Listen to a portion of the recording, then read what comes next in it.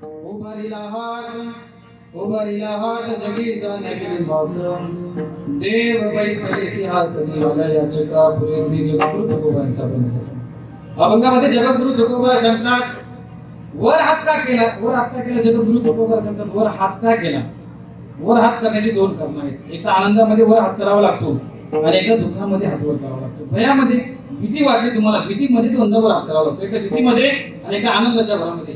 भीतीमध्ये कधी माहिती का तुम्हाला, भीतीमध्ये कधी माहिती का तुम्हाला, समजा तुम्ही एखाद्या गावामध्ये गेलात, गावामध्ये गेल्यानंतर त्या ठिकाणी चोरी झालेली आहे आणि चोरी झाल्यानंतर त्या ठिकाणी सीआयडी आलेले आहेत, पोलीस आलेले आहेत, पीएसआय आलेले आहेत, इन्स्पेक्टर आले, सगळे आलेले आहेत. त्या ठिकाणी आल्यानंतर ज्यावेळेस रायफल घेतली, रायफल तुमच्या डोक्याला लावली, लावल्यानंतर तुम्ही काय करताल, काय करताल ओ मित्रांनो, काय करताल तुम्ही, तुमच्या डोक्याला तिन्ही रायफल लावली, डोक्याला रायफल लावली, काय करताल तुम्ही, तिची रायफल घेताना ते लावताल का, काही काही म्हणतील लावून आली बाबा, पण लावल्यानंतर तुम्हाला कुठं ठोके आणते सांगता येणार नाही. ज्यावेळेस त्यांनी तुमच्या डोक्याला रायफल लावली, तुम्ही लगेच वर हात करणार, भीती पोटी तुम्ही वर हात करणार, बरोबर आहे की नाही. पहिला.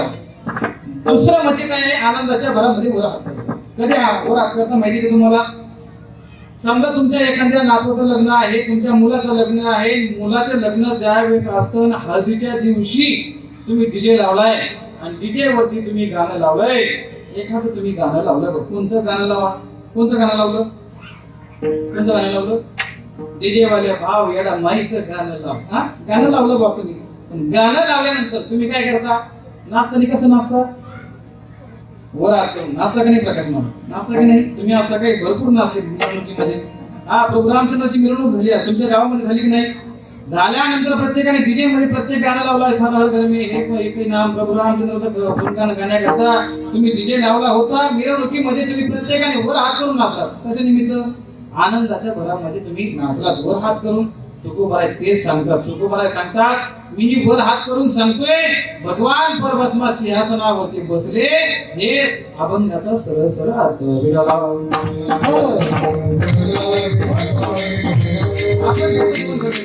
अभंगाचे दोन कवी पाहणार आहोत फक्त आपण. देव बैसले सिंहासनी इथपर्यंत गेलो तर आपलं कीर्तन आपण संपवून टाकणार आहे. चालेल ना मावशी, चालेल का, चालेल का ओ मावशी, चालेल का, पाठीमागच्या मावशी, बसलेल्या मावशी, चालेल का, नाही जमणार, नाही जमणार ओ मावशी, चालणार का नाही, बोलत जा. ज्या बोलतात ते चांगले असतात, ज्या बोलत नाही त्यांनी घरं खोटेले असतात. हा पुरुष वर्ग, हा पुरुष वर्ग, जे कीर्तनामध्ये, जी माणसं कीर्तनामध्ये कीर्तनकाराशी मन मोकळ्यापणाने बोलतात आणि मन मोकळ्यापणाने असतात ती मोकळ्या मनाची असतात. पण जी माणसं गालातले गालात हसतात आणि गप्प बसतात ती तीव्र भामटी असतात. मग तुम्ही घरावर जाता, खरं फोडायची का भामटेवानी बसायचं, विठ्ठल सांगतात. मी वरती हात केले, वरती हात करून ज्या वेळेस 2024 मध्ये 22 जानेवारीला 2024 मध्ये प्रभू रामचंद्र ज्या वेळेस अयोध्येमध्ये येणार आणि अयोध्येमध्ये आल्यानंतर प्रभू रामचंद्र सिंहासनावरती बसणार हे मला माहिती होतं. म्हणून 450 वर्षापूर्वी मी हा अभंग लिहून ठेवला. उभारिला हात जगे जानगिरी मात. प्रभू रामचंद्र ज्यावेळेस अयोध्येमध्ये येणार आहेत, वनवासाला जाण्याकरता प्रभू रामचंद्र निघालेले आहेत, पण जात असताना प्रभू रामचंद्राला खूप काही अडचणी आल्या, खूप काही अडचणी आल्या. आज तुम्ही भगव्या टोप्या तुमच्या डोक्यामध्ये घातलेल्या आहेत, पण भगव्या टोप्या घालत असताना तुम्ही तुमच्या मनामध्ये कधी विचार केला का, प्रभू रामचंद्र ज्या वेळेस 500 वर्ष होऊन गेले, प्रभू रामचंद्र कधी आसनग्रस्त झाले नाही, भेटले का, अयोध्येमध्ये आले का, अजिबात आले नाही, अयोध्येमध्ये अजिबात आले नाही प्रभू रामचंद्र. मग 500 वर्षापूर्वीचा काळ त्यांना, आता 500 वर्ष होऊन गेले, तेव्हा प्रभू रामचंद्र आसनग्रस्त त्या ठिकाणी येऊन बसले. देव बैसले सिंहासनी, सिंहासनावरती प्रभू रामचंद्र बसलेले आहे. वनवासाला जाण्याकरता त्यांना इतकं काही अडचणी आल्या, इतक्या काही अडचणी आल्या. प्रभू रामचंद्र 14 वर्षे वनवासाला गेले होते का नाही मावशी, किती वर्ष गेले होते, 14 वर्ष गेले होते. आणि प्रभू रामचंद्र 14 वर्षे वनवासाला जात असताना त्यांच्यासोबत कोण कोण गेलं होतं, कोण कोण गेलं होतं, हा एकटीच गेले होते का, कोण कोण गेलं होतं, लक्ष्मण भैया गेले होते, अजून कोण गेलं होतं, सीतामाई गेल्या होत्या. बरोबर बरोबर बरोबर आहे. प्रभू रामचंद्रासोबत 14 वर्ष वनवासाकरता लक्ष्मण भैया आणि सीतामाई गेल्या होत्या. पण तुम्ही कोरोनाच्या काळामध्ये तुम्ही पाहिलं असेल, आपला रामभाऊ 14 दिवस क्वारंटाईन होता. सीतामाईने फिरकून पाहिलं का? त्यावेळी सीतामाई कुठे गेली होती? काशी यात्रेला गेली होती, गिरनार पर्वतावर गेली होती, कुठे गेली होती? अयोध्येला गेली होती. तुम्ही कोरोनाच्या काळामध्ये पाहिलं असेल, कोरोनाच्या काळामध्ये जगामध्ये कुणीही कुणाचं नाही कोरोनाने सांगून त्यावेळेस सांगितलं नोही तुझा हा परिवार द्रव्य दारा क्षण भंगूर, त्यावेळेस सांगितलं. पण ज्यावेळेस नाथ बाबा तिथे आले, नाथ बाबा सांगू लागले जगामध्ये तुम्ही सांगताय परिवार, मी तर सांगतोय जगामध्ये मायबाप सुद्धा कुणाचे नाही. तणाव कवनाचे मायबाप, कवनाचे गणगोत मृग ज्यावेळेस ऐकलं भैया, ज्यावेळेस आई बाबा आहेत, आई बापा सुद्धा आपले नाहीत. नाथ बाबा सांगतात ऐका, बहिणही तुमची नाही, भाऊही तुमचा नाही, कोणीही कुणाचं नाही. नाही रे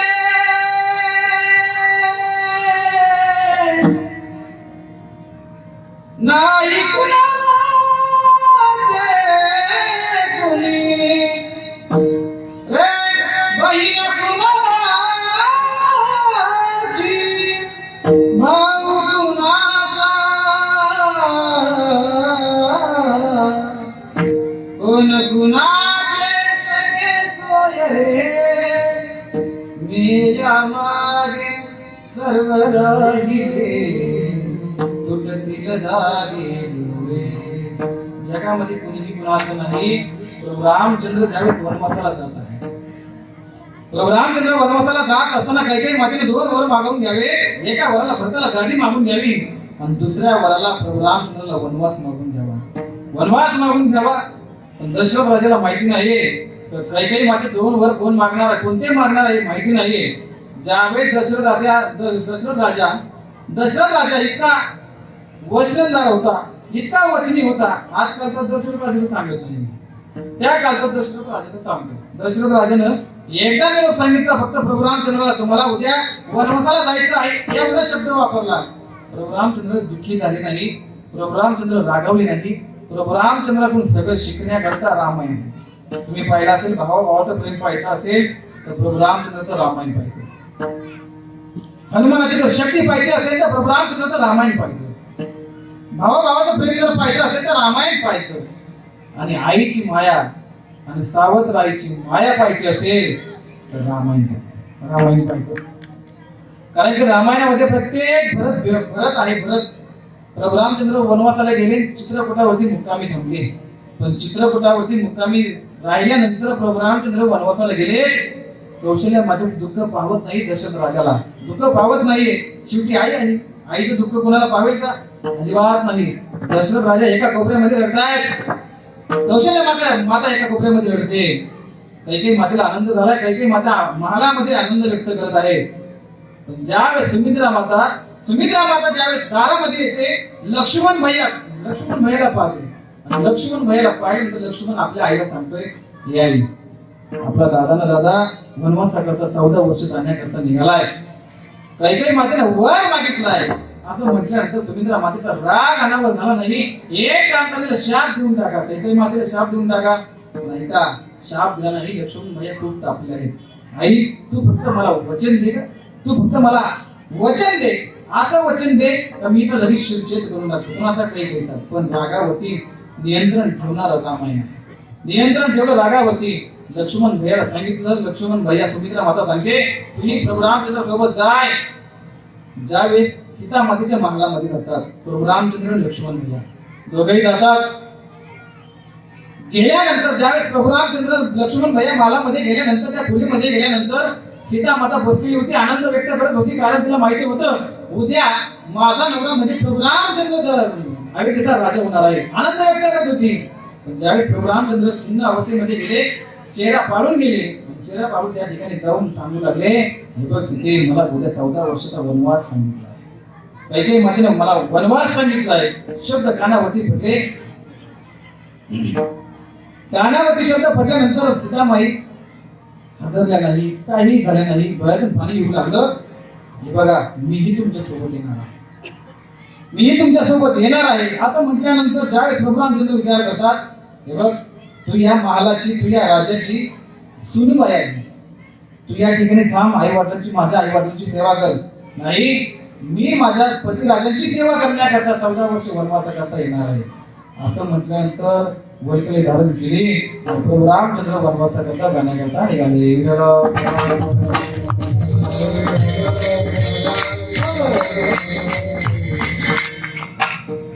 कृपया ती लहान मुलं आहेत त्यांना बरोबर कृपया थांबवा.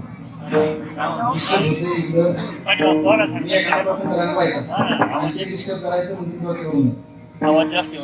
ज्यावेळी प्रभू रामचंद्र वनवास करता निघाले कौशल्य मातेला रडणं सहन होत नाही. कौशल्य मातेला विचारते कसा मला तुम्ही गेला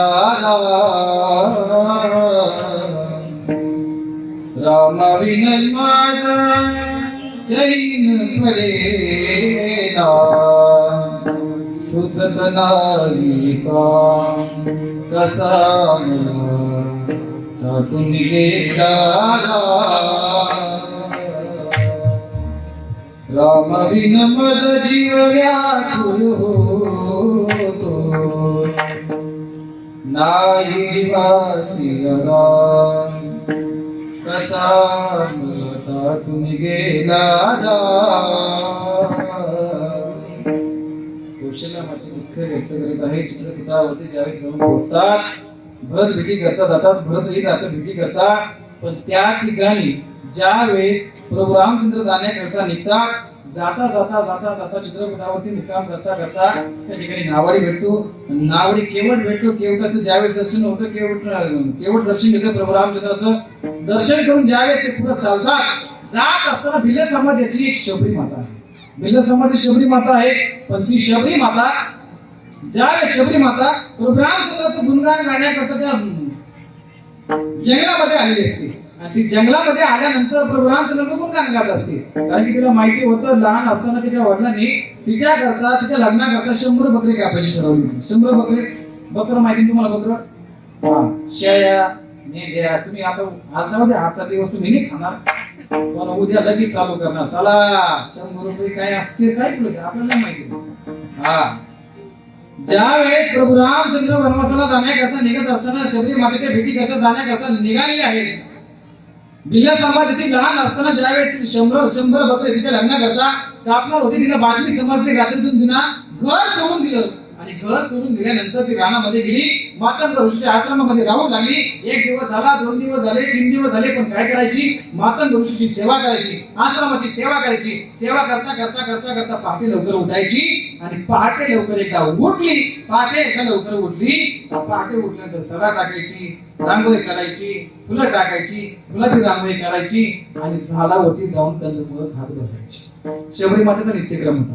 1 दिवस झाला काही युग लुटून गेले पण मातंग ऋषीला लक्षामध्ये आलं अरे माझ्या आश्रमाची सेवा नेमकं कोण करते म्हटल्यानंतर ज्यावेळेस मातंग ऋषीला खाली बोलवल्यानंतर सगळे आपले ऋषी मुनी सगळे हाक मारून घेते. शिष्य वर्गाला हाक मारून घेते.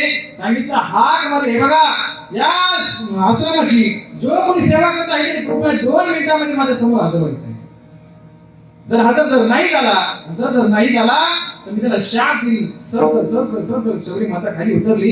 झाडावरून खाली उतरली. मातंग ऋषीच्या आश्रमामध्ये येऊन पोहोचली आणि पायावरती साष्टांग प्रणिपात केला. दंडवत घातला आणि पायाला हात धरून सांगू लागली ऋषीजी मी शबरी माता आहे. सगळं सांगितलं इतिहास सांगितला. पण इतिहास सांगितल्यानंतर शबरी माता ऋषीला विचारते. मातंग ऋषीला सांगते बाबा मी आश्रम तुमचं सोडून आता लगेच जाणार असं म्हटल्यानंतर मातंग ऋषी सांगतात हे बघ शबरी तुला आश्रम सोडून जाण्याची गरज नाही. तुझ्या भेटी करता प्रभू रामचंद्र या ठिकाणी येणार आहेत. फक्त हा शब्द लक्षामध्ये ठेवला शबरी मातेनं. तेव्हापासून शबरी माता आता ज्यावेळेस 3 वाजता उठायची ना आता 2 वाजता उठायला लागली. लवकर उठायला लागली. तिला माहिती होतं एकदा का होईना प्रभू रामचंद्र मला भेटी करता येणार. प्रभू रामचंद्र एकदा ज्यावेळेस 2 वाजता उठायची सडा टाकायची सारवून करायची आणि प्रभू रामचंद्राची वाट पाहायची. शबरी माता कशी वाट पाहायची माहिती का? कशी वाट पाहायची ऐका. तुम्ही शाळेमध्ये असताना तुम्ही धावण्याचे शर्यती होते. पळण्याचे शर्यती होते. माहिती आहे तुम्हाला? माहिती आहे का? पळण्याचे शर्यती होते आमच्या गावात. आम्ही असताना आमच्या गावात होत्या. आम्ही काय करायचे ज्यावेळेस सर्व लोक असे एक फटकी नदी एक रिंग नाकाची दोरी ठेवायची. दोरीवरती पाय द्यायला सांगायचे आणि पाय द्यायला सांगितलं का सगळ्यांना सांगायचे त्या दोरीवरती पाय देऊन ठेवा. प्रत्येकाने पाय देऊन ठेवावा. पाय देऊन ठेवल्यानंतर आता सर 4 म्हणत आहे. 4 म्हणायचे एकदा वाट पाहिजे प्रत्येकाने धावायचं प्रत्येकाने निघायचं. आता दोरीवरती पाय विधान सर तिकडून हाक मारतात 1 2. आता सगळे लगेच सावध झाले आहेत बरं का. पाण्याकरता सगळे सावध झाले आहेत. 3 सगळे सावध झाले आहेत बरं का. आता गुरुजी फक्त 4 महिन्याची वाट पाहणार आहे. आता आपण सगळे धावण्याकरता लगेच तयार आहेत. एक मुलगा पुढे पाहतो, एक मुलगा इकडे पाहतो, एक मुलगा तिकडे पाहतो. त्याच्यामध्ये सगळे शांत आहेत. आता गुरुजीची फक्त 4ची हाक ऐकू येणार आहे.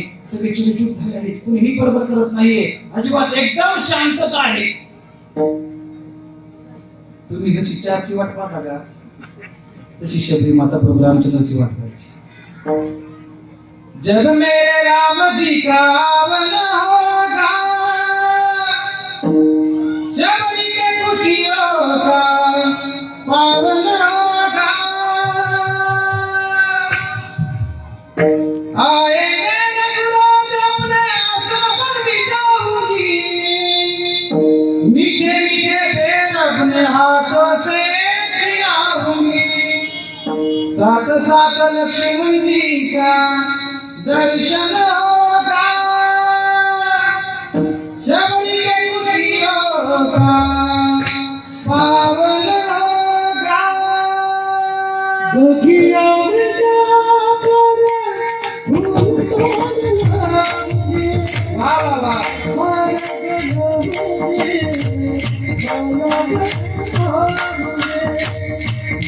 दुखिया में जाकर फूल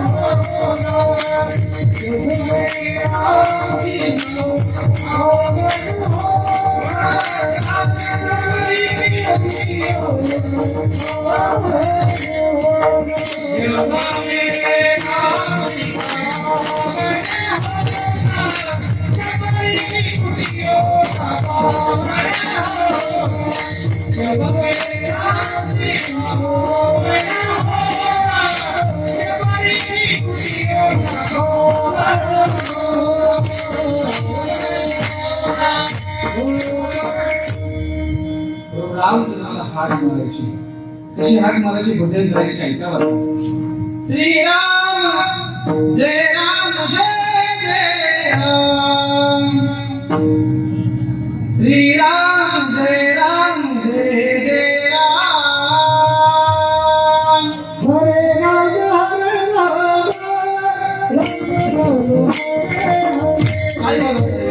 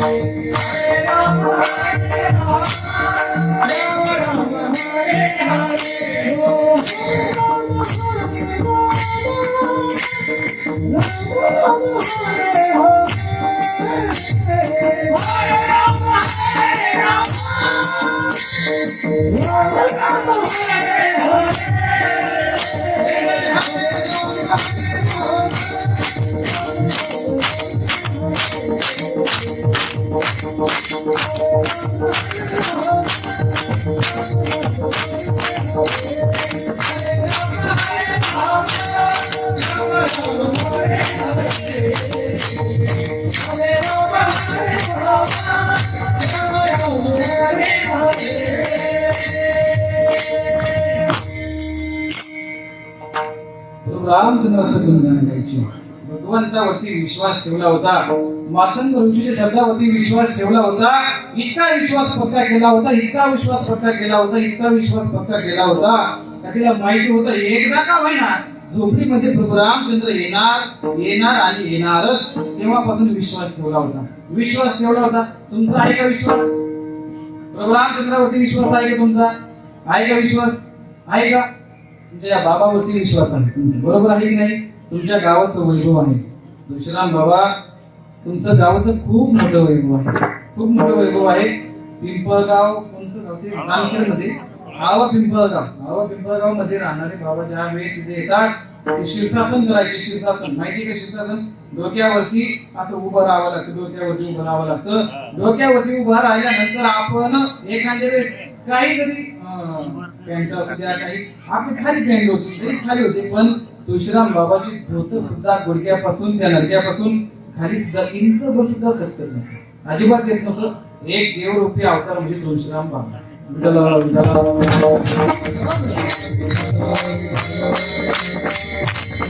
पाण्यामध्ये बसून त्यांनी भगवद्गीता भागवत वाचलेला आहे. तुमच्या गावात खूप मोठं वैभव आहे बरं का. कारण की बाबा ज्यावेळेस बाबा समोर गेल्यानंतर काहीतरी चमत्कार वेगळा झाला बरं का. मी खरं सांगतो, आमचे पाटील आहेत, आमची दाजी या ठिकाणी बसले आहेत. मी त्यांना म्हटलं महाराज मी आज खूप दमलो. आज माझं तिसरं कीर्तन आहे बरं का, तिसरं कीर्तन आहे. सकाळी लिमगाव वागा डॉक्टर विकास नंद महाराज मिसाईनी पहिली सेवा दिली होती, दुसरी सेवा आमच्या ब्राह्मणी गावामध्येच होती, तिसरी सेवा तुमच्या गावामध्ये. मी खूप थकलेलो आहे, खूप थकलेलो आहे. पण तुमच्या या बाबांसमोर गेल्यानंतर बाबाला म्हटलं बाबा सेवा गोड करून घ्या बरं का. इथं आल्यानंतर काय ऊर्जा भेटली मला काही माहिती नाही, पण मी तुमच्या समोर कीर्तन करत आहे, हीच माझी ऊर्जा आहे. टाचा दुखत आहे, इतक्या टाचा दुखत आहे, इतक्या टाचा दुखत आहे. दाजी म्हणजे एक काम करा, तुमचा भेटा मला ते मी बांधतो म्हणून येतात आमची काय चौपांना कुठं मला खा ऐकत बसलेले आहे. आता मेवण्याचा आता म्हणत होते मेवण्याची चेष्टा करावी लागते इच्छासारखी. शबरी मातेचा मातंग ऋषीवरती विश्वास होता, विश्वास इतका पक्का विश्वास होता. ऐका, तुम्ही मार्गशीर्ष महिन्यातले गुरुवार केले, मार्गशीर्ष महिन्यातले गुरुवार केले का? कुणी कुणी केले? वर हात करा बरं. कुणी कुणी केले? वर हात करा ना. कुणी कुणी केले? मार्गशीर्ष महिन्यातले गुरुवार कुणी कुणी केले? वरती हात करा, वरती हात करा. तू किती काय बाकीचे नाही केले का? वरती हात करा. कुणी कुणी केले? तुम्ही नाही केले का मावशी? तुम्ही कुणी नाही केले का? आमच्याकडे मोठं फेड आहे. मार्गशीर्ष महिन्यातले गुरुवार कुणाला करायचे अधिकार आहे माहिती का? जी बाई आतापर्यंत आपल्या नवऱ्याला एकही शब्द माघारी बोलली नाही, पुन्हा मार्गशीर्ष महिन्यातले गुरुवार करायचे. तुम्ही बोलाल का? तुम्ही म्हणाल हा मी याला करून आणला. तुम्ही जसे महालक्ष्मीवरती विश्वास ठेवून तुम्ही उपवास करता, शेवटच्या दिवशी ते काय श्यामबालान भद्रश्रवान काय ती वरून तरा खाली आली बाबू होते, काय काय भरपूर कहाणी आहे. ती काय होतणार नाही मातणार नाही घेतला वाचा भरपूर मोठी कहाणी आहे. पण ऐका, तुम्ही त्या महालक्ष्मीवरती जसा विश्वास ठेवता तशी शबरी मातेनं विश्वास ठेवला होता मातंग ऋषीवरती. विश्वास काय चीज आहे ऐका, दोघं नवरा बायको होते बरं. त्या बायकोचा नवऱ्यावरती अजिबात विश्वास नव्हता, अजिबात विश्वास नव्हता. त्याआधी मात्र विश्वास नव्हता. तिकडे जायचं ठरले का नवऱ्यासोबत जायचे. रामेश्वर कुठे गेले? कुठं जायचं ठरलं का? कुठं जायचं ठरलं का नवऱ्यासोबत जायचे. इकडे जायचं ठरलं का नवऱ्यासोबत, बाजारला जायचं ठरलं का सोबत, किरण लोकांमध्ये जायचं ठरलं का सोबत, बाजारला जायचं ठरलं का सोबत, पुढे नगरला जायचं ठरलं का सोबत, श्रामपूरला जायचं ठरलं का सोबत, पुढे जायचं ठरलं का सोबत सोबत सोबत. तो इतका काटा तो म्हणला काही निलोट सोबत राहतोय कधी तुटत आहे बा. पण एकदा काय झालं, काही कामानिमित्त तो बाहेर गेला, काही कामानिमित्त बाहेर गेला तो नवरा. पण नवरा बाहेर गेल्यानंतर ज्या व्यक्ती घरी जेवण करत होती ती काही जेवण करत होती. जेवता जेवता जेवता जेवता तिला तिच्या बापाचा फोन आला, ताई काय हो बाबा कशासाठी फोन केला? ती ताई म्हणते कशासाठी फोन केला बाबा? काय नाही, तुझ्याकडे अर्जंट काम आहे. बाप विचारतोय बरं का, तुझ्याकडे अर्जंट काम आहे, एक काम कर, तुझं घरी जेवण करत असेल ना हा दुनिया करता येते, इतकं अर्जंट काम आहे, इतकं अर्जंट काम आहे. असं म्हटल्यानंतर ज्या वेळी ताईनं हात धुतल्यानंतर बॅग भरल्यानंतर मागचा पुढचा कुठलाही विचार न करता ती गाडीमध्ये बसली, बसमध्ये बसली, नगरला गेली, नगरहून पुण्याला, पुण्यावरून मुंबईला, तिच्या गावात तिच्या बापाच्या गावामध्ये ती माहेरी जाऊन पोहोचली. माहेरी जाऊन पोहोचल्यानंतर तिचा बाप समोर आला आणि बापाला पहिला तिला प्रश्न विचारला, बाबा काय काम आहे इतकं मला अर्जुन बोलून घेतलं? बाप म्हणला काही काम नाही तुझ्याकडे, काहीच काम नाही. पण काय झालं म्हणे, तू इकडे यायचं ठरलं का तुझ्या नवऱ्या सोबत घेऊन येते, तुला जायचं ठरलं का सोबत घेऊन जाते, पण बोलता येत नाही, बसता येत नाही, तुला राहता येत नाही, तुझे कान भरवता येत नाही. बाप सांगतो, बाप एक काम कर, आता आली ना, आता 7-8 दिवस काम मुक्काम करून मग निघून जावं. नाही बाबा जमणार नाही, मी तर इथं राहिले ना तर शेती इकून खाते, इतके डेंजर येते. विश्वास नाही ना, अजिबात विश्वास नाही ना. मग काय करायचं, ज्या वेळेस तुम्ही साईडला गेली, बाबा तुमचं म्हणणं आहे ना, मी 8 दिवस नाही पण 5-6 दिवस थांबते बाबा, 5-6 दिवस थांबते असं म्हटल्यानंतर ज्या वेळी ताईने मुक्काम केला, पण मुक्काम केल्यानंतर तिचा नवऱ्यावरती विश्वास नव्हता. तिने काय केलं माहिती का, 35,000चा फोन बाहेर काढला, भास्कर मला नवऱ्याचा नंबर डायल केला, नवऱ्याचा नंबर डायल केल्यानंतर नवऱ्याला फोन केला, का हो तुला आज तुम्ही काय नाही घरीच आहे, जेवण करत आहे. खरंच का जेवण करताय का? एक काम करा, तुम्ही किचन मध्ये जा, मला मिक्सरचा आवाज ऐकून दाखवा. तो म्हटला मी कधी मिक्सर लावलं नाही, पण आता जातो बघ तुझ्यासाठी. तो बायकोचा ऐकणार होता, तुमच्याकडे बायकोचं ऐका, अरे आमच्याकडनं ऐका बघ. तो बायकोचा ऐकणार होता, किचन मध्ये गेला, किचन मध्ये गेल्यानंतर त्यांनी पिन ठेवली, पिन ठेवल्यानंतर बटन दाबलं, बटन दाबल्यानंतर फुर्र ते मिक्सरचा आवाज ऐकून दाखवला. तो दिवस गेला बरं का, पण दुसऱ्या दिवशी परत फोन आला त्याचा, कुठं आज? तो म्हटलं घरीच आहे. काय काम आहे? एक काम करा, मला फक्त मिक्सरचा आवाज ऐकून दाखवा, तुमच्यावर विश्वास नाही मला. तिसऱ्या दिवशी फोन आला, कुठं आज? तो म्हटलं घरीच आहे. लवकर मिक्सर आता. 4थ्या दिवशी फोन आला, कुठं आज? तुम्हीच तो म्हणायचा लवकर मिक्सर. तिचा फोन आला का? 6व्या दिवशी फोन आला, कुठं आज? तुम्ही लवकर मिक्सर. 7व्या दिवशी फोन आला, कुठं आज? लवकर मिक्सर. करता करता 8 दिवस झाले आणि 9व्या दिवशी न विचारता ती ताई गाडीमध्ये बसली, डायरेक्ट मोठ्या वर्गामध्ये आली. आल्यानंतर तिच्या घरी गेली, घरी गेल्यानंतर पाय हॉलमध्ये, पाय किचन मध्ये, पाय बेड मध्ये, पाय वरच्या हॉलमध्ये, पाय त्याच्यावरच्या रूम मध्ये, पाय त्याच्यावरच्या रूम मध्ये, पण नवरा काय सापडला नाही. शेवटी खाली आली, खाली आल्यानंतर शेतामध्ये गेली, शेतामध्ये गेल्यानंतर इकडे पाय तिकडे पाय, नवरा काय दिसे ना. शेवटी कावरी कावरी झाली, कावरी कावरी झाल्यानंतर तिच्या बाळू नावाच्या पोरला हाक मारली, बाळू बाळ कुठे गेला रे, मला दिसत नाही, कुठे गेला बाळ? असं म्हटल्यानंतर बाळू म्हटलं, मम्मी ओरडू नको बरं का, ते 4-5 दिवस झाले बाहेर गेले बरं, 4-5 दिवस झाले बाहेर गेले बरं का, पण जाताना मिक्सर घेऊन गेले. विश्वास. मातंग ऋषीवरती शबरी मातेने विश्वास ठेवला. विश्वास ठेवल्यानंतर प्रभू रामचंद्राचं पूजन करायची. चला सर्व रांगोळी दारामध्ये टाकायची, त्या झोपडी समोर रांगोळी टाकायची, फुलाची अशी रांगोळी टाकायची आणि तेव्हापासून प्रभू रामचंद्राची वाट पाहायची, भजन करायचे. भजन गायचे आहे का बघा, भजन असं गायची. मेरे झोपड़ी के बाग आज खुल जाएंगे, राम आएंगे, झोपड़ी के बाग आज खुल जाएंगे, राम आएंगे. प्रत्येकाने भजन करायचं. रामचंद्र सिंहासनावरती बसलेला आहे कायद्यामध्ये, प्रत्येकाने टाळी वाजवायची आहे. जिथपर्यंत आवाज आवाज आहे तिथपर्यंत प्रत्येकाने भजन करायचं आहे, टाळी वाजवायची आहे. हा नामाचा क्षण आहे, ज्या काळामध्ये रामचंद्र येणार आहे. टाळी वाजवायची, टाळी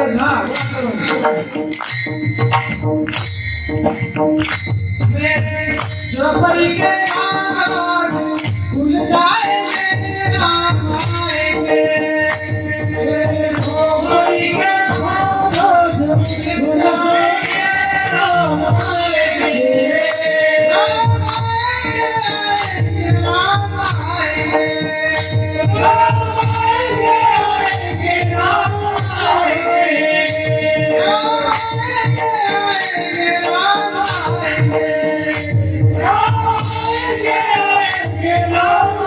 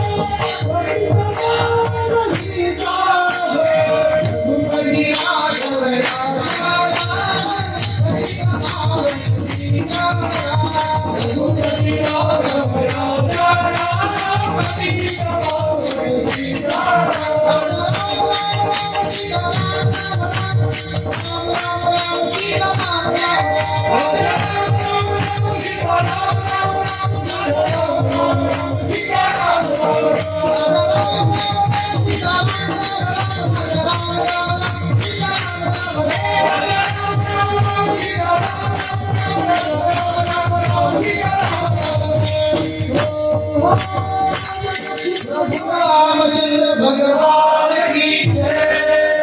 जय श्री राम। हात वरती करा, हात वरती करा. असं तुमचा आवाज आला पाहिजे. आमचे माई बोली म्हणणार नाही, कोणीच म्हणणार नाही, फक्त तुम्ही म्हणणार, फक्त आणि तुमचा आवाज आला पाहिजे. असा आवाज आला पाहिजे का अयोध्येपर्यंत या मोठ्या आवाजाचा आवाज गेला पाहिजे. हा, प्रत्येकाने तिथे चौकामध्ये वरती हात करा. इथपर्यंत माझा आवाज पोहोचत आहे. हे ड्युटीवाले वरती हात करा. हा, प्रत्येकाने वरती हात करायचा आहे. एकाचाही हात खाली दिसता कामा नये. जय श्रीराम. जय श्रीराम. हर हर. तुमच्या करता का जोरदार टाळ्या वाजवा. तुमच्या गावात वैभव आहे. रामचंद्राचं आगमन ज्यावेळेस अयोध्येमध्ये होतंय आणि अयोध्येमध्ये झाल्यानंतर तुकाराम मला सांगतात की वरती हात केले आणि वरती हात करून आनंद व्यक्त केला. आपण गातात पहिल्या चरण.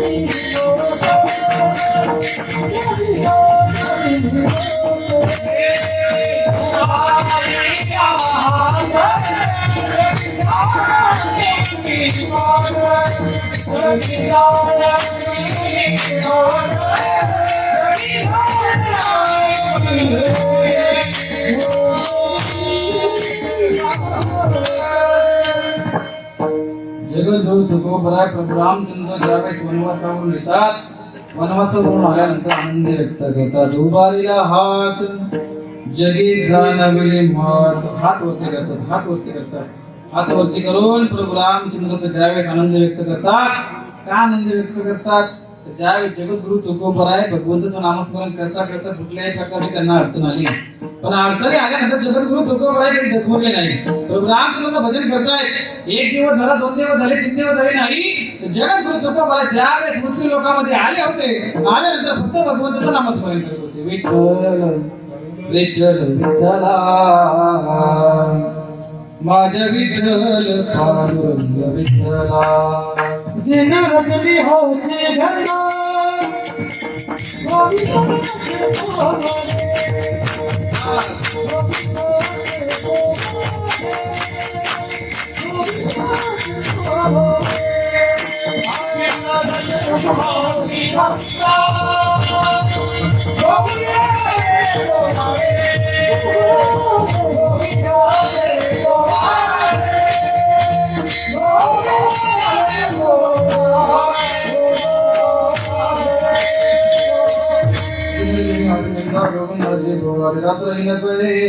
दिवस न कळे गोविंद गोविंद म्हणा लागली या छंद, मग गोविंद ते काया भेद नाही देवाया. जगद्गुरु तुकोबराय भगवंताचं नामस्मरण करताय, पण नामस्मरण करत असताना जगद्गुरु तुकोबरायचं भजन ऐकण्याकरता तुम्ही आम्ही कोणीही जात नव्हतो. का जात नव्हतो? कधी आपले कर्म चांगली होती म्हणून आपण जात नव्हतो. जगद्गुरु तुकोबरायचं भजन ऐकण्याकरता झाडे यायचे, पशु यायचे, पक्षी यायचे. वृक्ष वल्ली आमास यरी वंचरे पक्षी सुस्वरे वृक्ष वल्ली आमास यरी वंचरे. जगद्गुरु तुकोबरायचं भजन ऐकण्याकरता झाडे यायचे, पशु यायचे, पक्षी यायचे. का? तर त्यांचं चांगलं होतं कर्म म्हणून यायचे. बरोबर आहे की नाही? महिला मंडळ तुम्हाला चांगलं कर्म करायला आवडतं का वाईट कर्म करायला आवडतं? महिला मंडळ घर फोडलेत का? तुम्हाला मी उभा राहिलेली जमाना का? खाली बसू का? महिला मंडळ सांगा ना. चांगलं कर्म करायला आवडतं का वाईट कर्म? जाऊ द्या महिला मंडळ. गळ्यामध्ये माळ घालणं चांगले की वाईट? हा, चांगले. गळ्यामध्ये माळ घालणं चांगलं की वाईट? चांगलं. बरोबर आहे की नाही? गळ्यामध्ये सोनं घालणं चांगलं की वाईट? वाईट आहे. त्या काढून जाऊ द्या. कीर्तन संपला. आताचा कीर्तन संपलं. तुम्ही जेवण केलं. जेवण केल्यानंतर तुम्ही घरी जायला निघाला. बरं का वाट्यावरच्या मावशी? बरं का वाट्यावरच्या मावशी? तुम्ही घरी जायला निघाला. घरी जात असताना तुम्हाला 2 मूर्त्या, एक रामाची आहे, एक रावणाची आहे. 2 मूर्ती तुम्हाला रोडवरती दिसल्या. दोन्ही दगडाच्या आहेत. तुम्ही कोणती उचलता? रामाची उचलता का रावणाची उचलता? रामाची उचलता. बा, तुम्ही धार्मिक आहात, सात्विक आहात, तुमच्या पाया पडलं पाहिजे. पण ऐका बरं का, अजून थोडे पुढे गेलात. पण अजून थोडे पुढे गेल्यानंतर अजून तुम्हाला 2 मूर्त्या दिसल्या. एक काट्यामध्ये आहे, एक रोडवरती आहे. जी रोडवरची आहे ती रामाची दगडाची आहे आणि काट्यामध्ये रावणाची सोन्याची आहे. आता कोणती उचलणार? रामाची उचलणार. 100 रुपये घेऊन मतदान करणारी माणसं आहे आपण. मतदानाची 100 सोडित नाही. सोडितो का? हो, सोडितो का? नाही ना. तुमचं दादा मी मला सांगतो. हे तुमचा हर हर महादेव ग्रुपने मला फोन केला. हे तुमचे सर्व मित्रमंडळी, ग्रामस्थ मंडळी, भजनी मंडळी, मोठी वाडगाव हे ग्रामस्थ मंडळी सगळ्यांनी मला फोन केला. महाराज, 1 महिन्यापूर्वी मला यांनी फोन केला होता. माऊली महाराज, आम्हाला 22 तारखेला संध्याकाळी 7 तुमचं कीर्तन करायचं आहे, जमेल का? मला 2 मिनिटाचा वेळ द्या, मला डायरी पाहू द्या. तुम्हाला वेळ डायरी पाहून तुम्हाला सांगतो बा. यांचा फोन ठेवला आणि मला पुण्यावरून फोन आला. समजा आला नाही, समजा आला असता. आला आणि ते म्हटले, माऊली महाराज, आम्हाला 22 तारखेला तुमचं संध्याकाळी 7 कीर्तन ठेवायचं आहे, जमेल का? म्हटलं मला आता या रामपूर भागामधून मोठ्या वाडगावरून फोन आलाय आणि तुमचाही फोन आलाय. मला 2 मिनिटाचा वेळ द्या. मी कोणता कार्यक्रम परवडतो, कोणता कार्यक्रम परवडतो मी तुम्हाला सांगतो. महाराज, परवडायचा विचार करू नका. एक काम करा, आमदार साहेबांचा वाढदिवस आहे आणि आमदार साहेब तुम्हाला 51,000 रुपये देणार आहे. मावशी, मला सांगा, मी 51 वाल्याला फोन करेन का 11 वाल्याला फोन करेन? हा, 51 वाल्याला ना. खरंय काय बाई? खरंय, तोच खरंय. हा,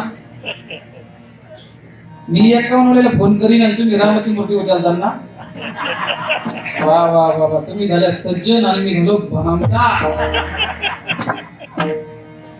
माया विघ्ने ब्रह्मरा करे म्हणता मी माझे रे एक संपत्तीचे रोले सात तारे गाईले सात तारे गाईले सात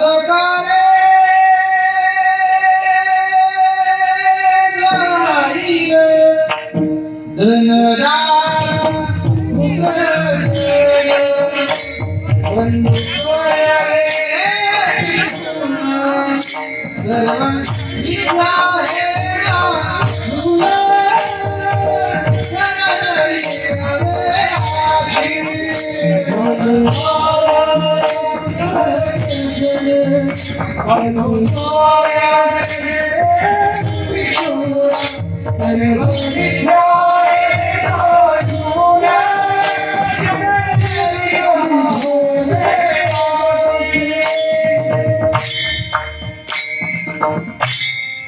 माया विघ्ने ब्रह्मला करे म्हणता मी माझुनी करे तो संपत्तीचे वारे हे पैसा करता हे ऐका मी सकाळपासून 3 कीर्तन 2 कीर्तन केले आणि तिसरं कीर्तन करण्याकरता तुमच्या गावामध्ये मी इतक्या लांबून आलोय कशा करता आलोय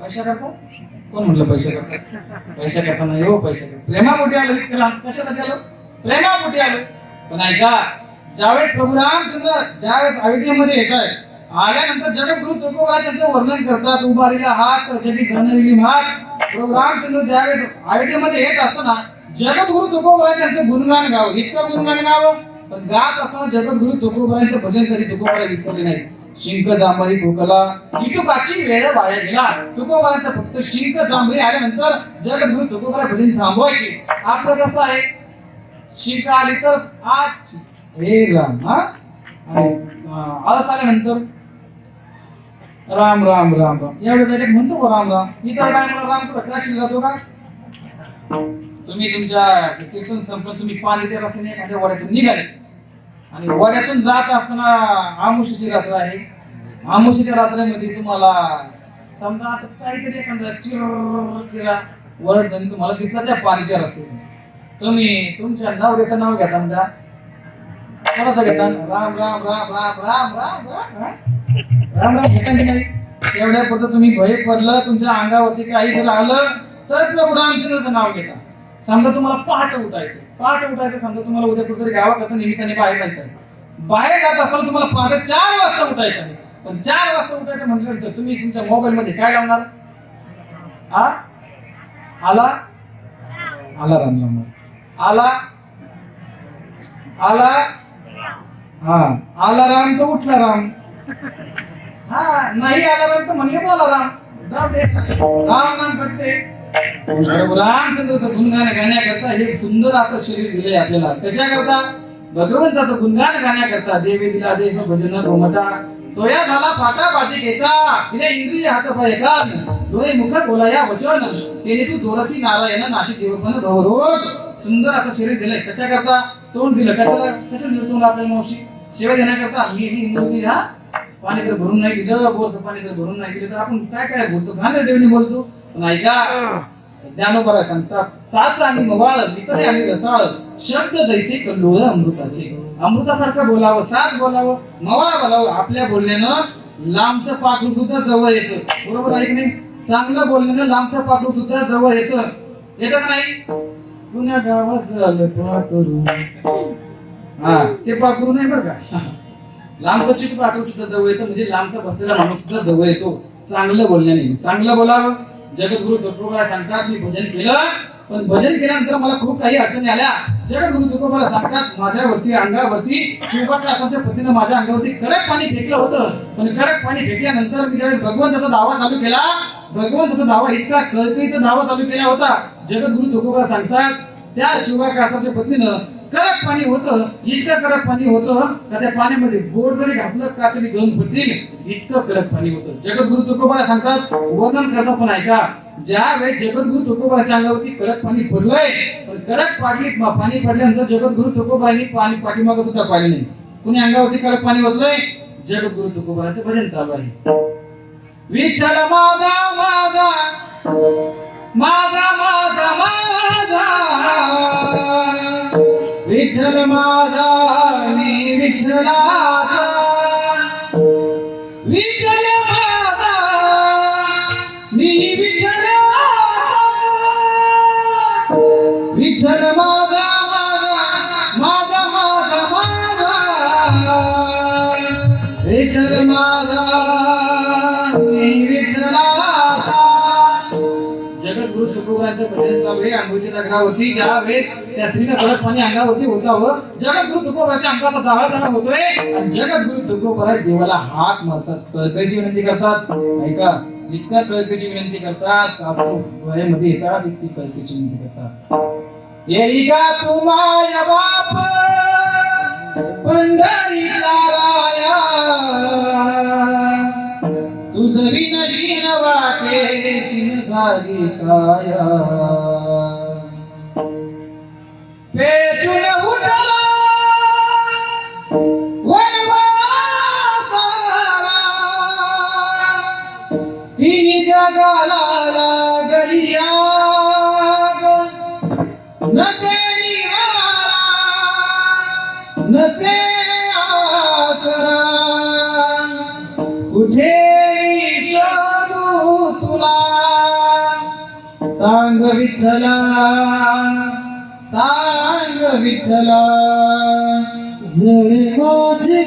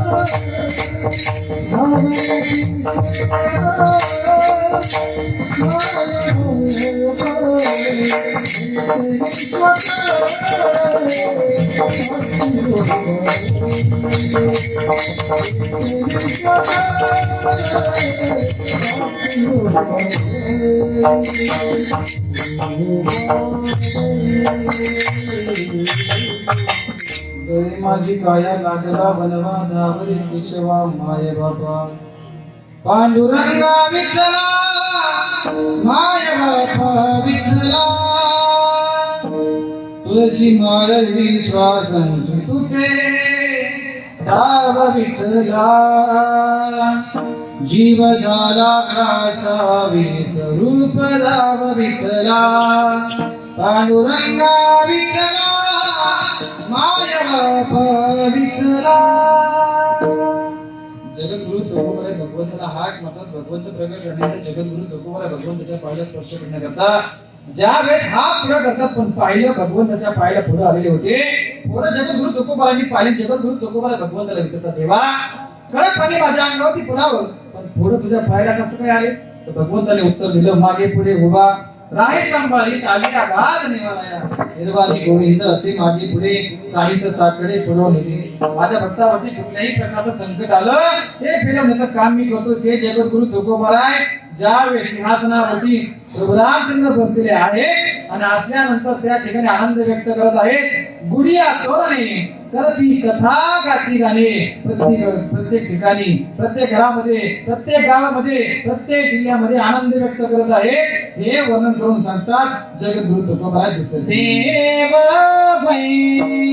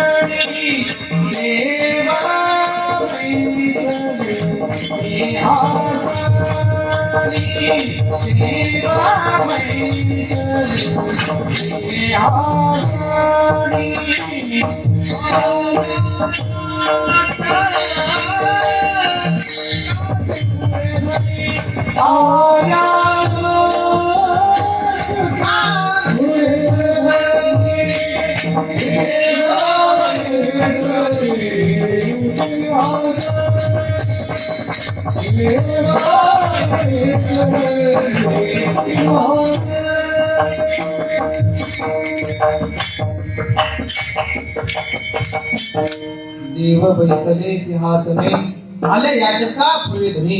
ज्यावेळेस प्रभू रामचंद्राचं गुणगान गाण्याकरता तुकोबाराय वर्णन करतात.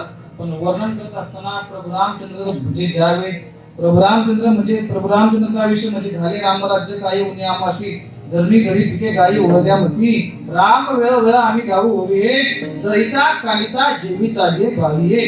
हाच रामराज्य आपल्याला आजपासून रामराज्य म्हणजे हिंदू धर्माचं राज्य या ठिकाणी आलेलं आहे.